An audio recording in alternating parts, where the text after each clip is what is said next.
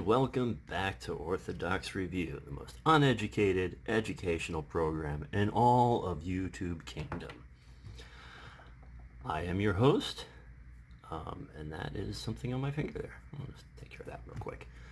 So, today, the prayer book from Holy Transfiguration Monastery. You might be asking yourself, why is it so blue? We'll get into that in a minute. First, I've been meaning to do this for a long time, and in my excitement, I very rarely do, so I just want to say a few things first. First of all, this particular episode is brought to you by a generous endowment from Mr. Henry Trent, who is a fan of the show and helped me out by supplying me with some books, this being one of them.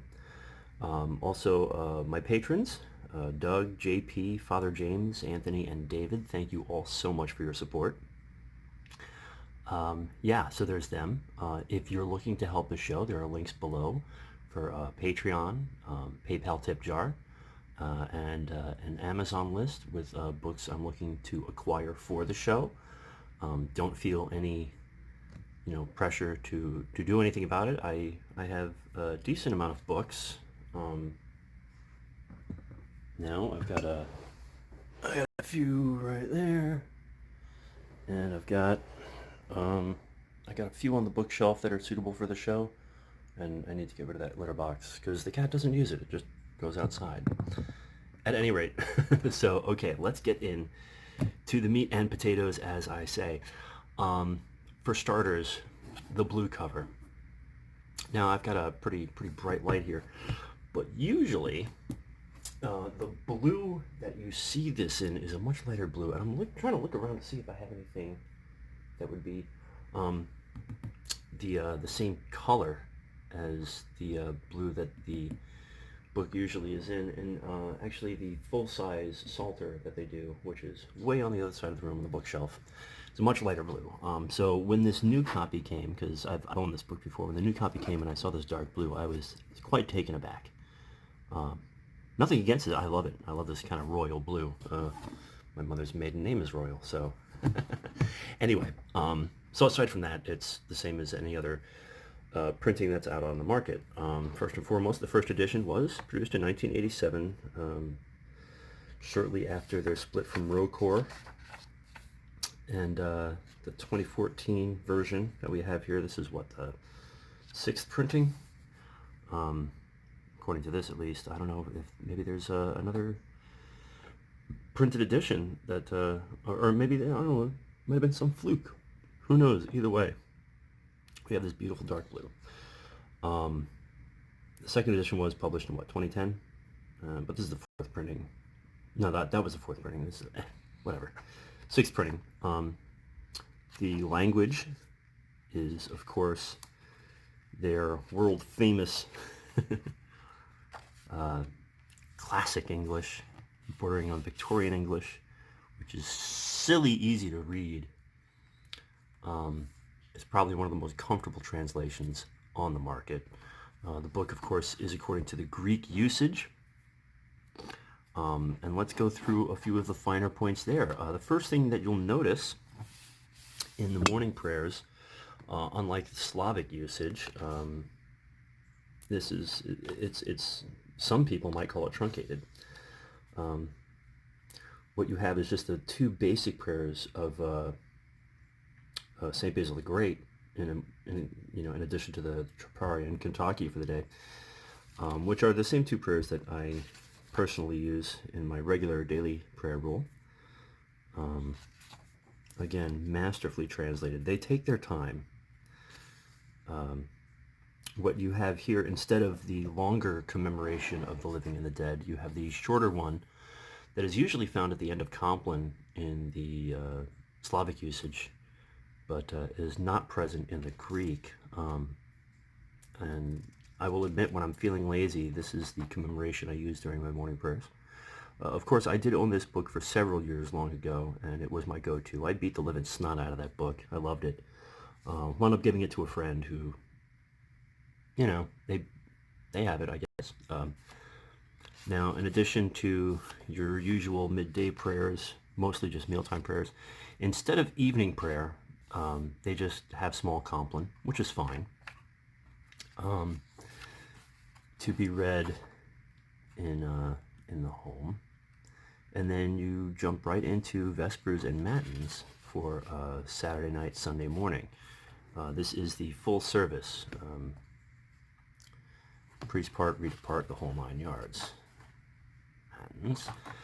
And then, once we get through that, you've got the complete Divine Liturgy. Now, if you're using this book at your church, you're gonna stumble, because these translations were made to go along with the classical Greek tones.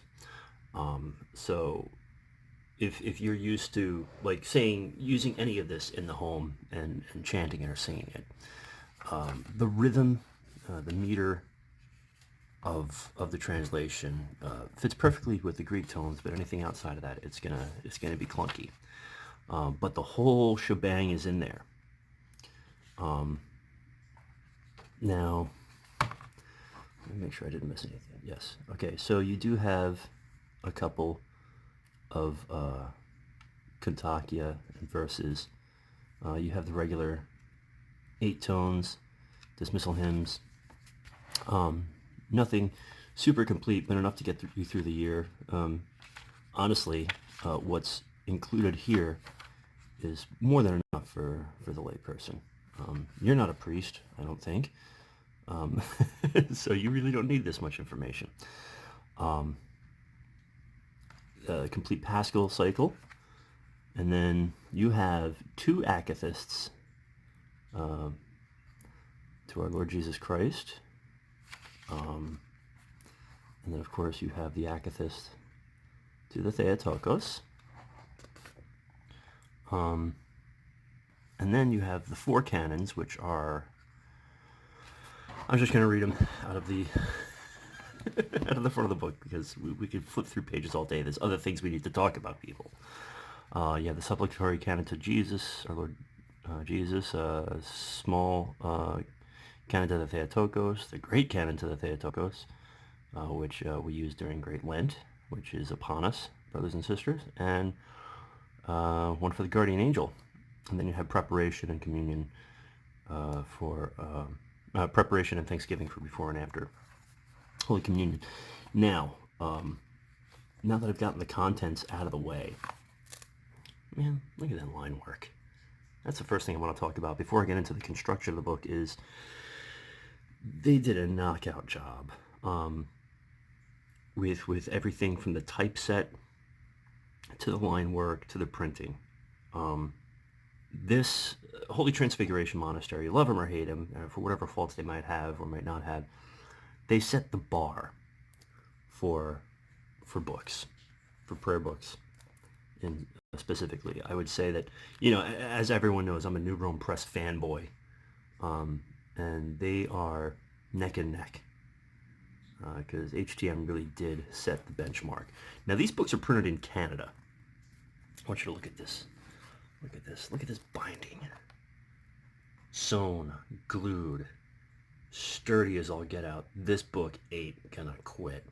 You will get years and years and years. I tried to borrow my priest's copy, who's had it for like 20 years, and beat the living daylights out of it to compare, but I wasn't able to get a hold of it.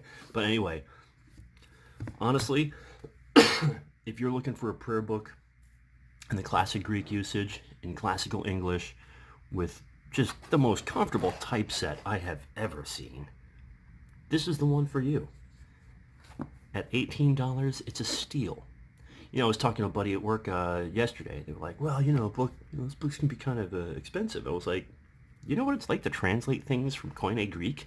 The translation alone on any prayer book. Anytime you think you have an issue with a prayer book, just remember that translation alone is a saintly work. It is not easy, and it's not something I can do. So just remember that when you buy a prayer book, you're not just paying for pages sewn to cardboard. You're paying for the love, care, and prayer that went into the construction of these books.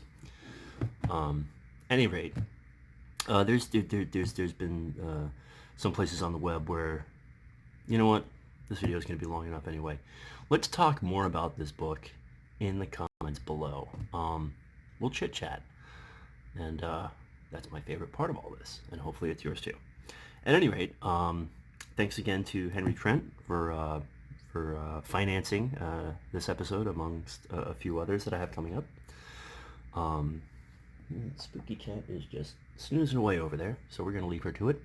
As always, thank you so much for watching and supporting the channel, and please don't forget to go to church, say your prayers, and remember God. God bless.